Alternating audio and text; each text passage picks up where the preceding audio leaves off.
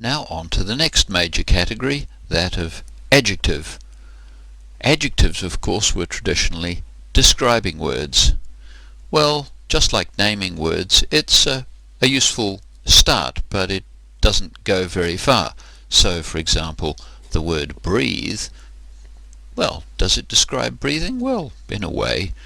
So again, we can have a look at inflections as a way of checking whether something's an adjective or not, and as with nouns, we'll find that many adjectives can be diagnosed by their capacity to take an inflection. In this case, the morphosyntactic category is comparison.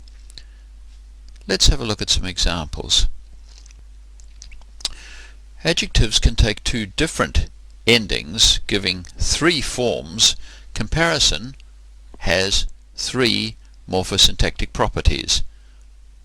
Either there's an inflection, or there's one inflection, or another inflection. So there are three different forms.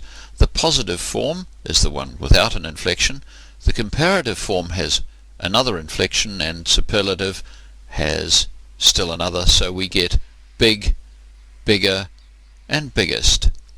Big is the positive form, bigger is the comparative form, and biggest is the superlative form. How does that work? Well, if something is big, it's just big. In order for there to be a bigger, there have to be two things. One is bigger than the other. And for there to be biggest, there have to be three things. That's the biggest of the three, or four, or five, or as many as you like.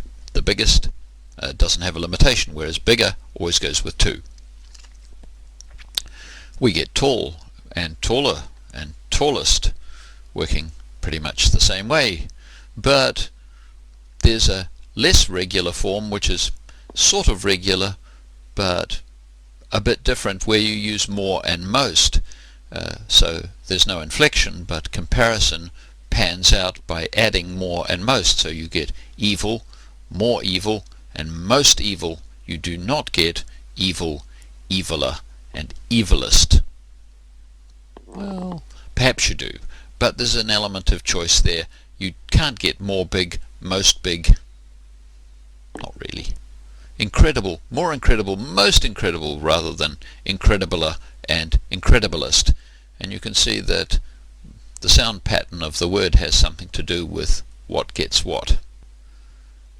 If we divide adjectives into three groups, those which take er and est endings and those which take more and most, then we get some idea of how that's done, but it turns out that there are some adjectives that take none of those.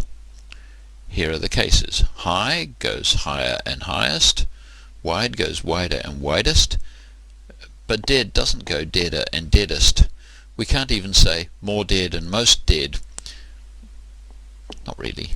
Red, redder and reddest, and so forth.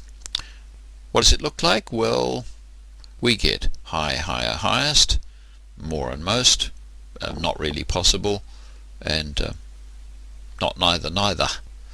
Wide, wider, widest, but dead doesn't really take either of the two possibilities for comparison.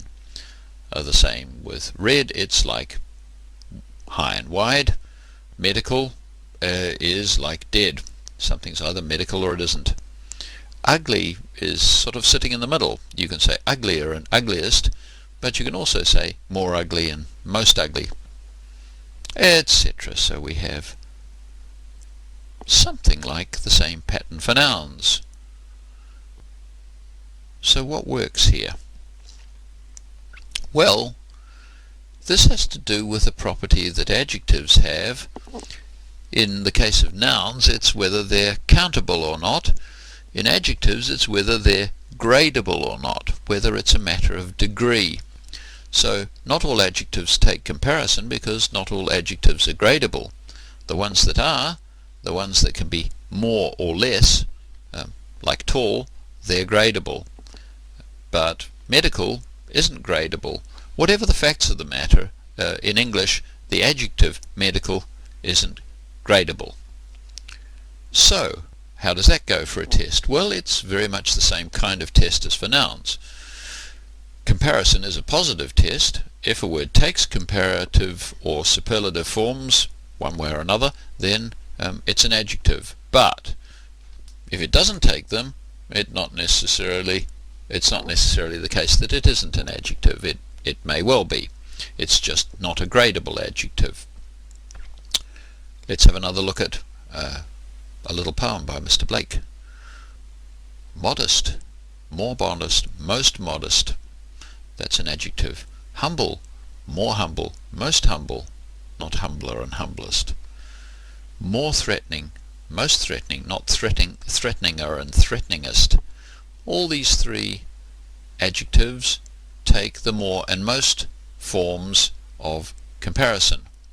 White, whiter, whitest. Bright, brighter, brightest. Those two take the ER and EST forms. And notice something else.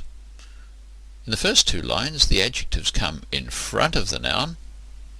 In the second two lines, they come after the noun. Lily, white, beauty, bright.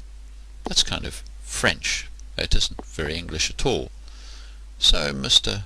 Blake has been making up another little pattern. Clever Mr. Blake.